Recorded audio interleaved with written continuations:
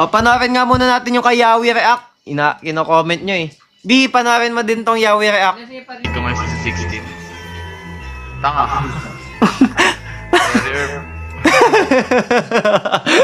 Straightforward ah. Ano masabi sa performance ni Kiko ngayon sa 16? Tanga. Sorry, Herb. Grabe na si Yawe. Yun yung opinion ko. Parang nagbibiro lang naman. Ang engot. Kung seryoso yun. Close pa sila para mag-joke ng ano? Or Hindi ko alam eh.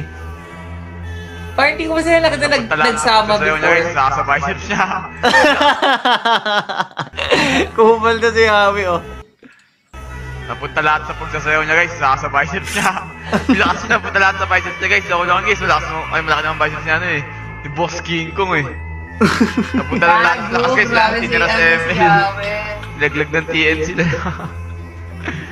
O yan guys, champion si champion. Wala tong Champion PBB, ng guys. eh. Lala. Talaga may mga mag-underperform talaga dyan guys. Well naman. Yan ang nakakamiss kay Yawi guys. Mga nanto-trash talk ng pro player. Kasi di pa optimus sa mobile. Hindi ko pa natatry sa mobile eh. Mamaya itatry ko.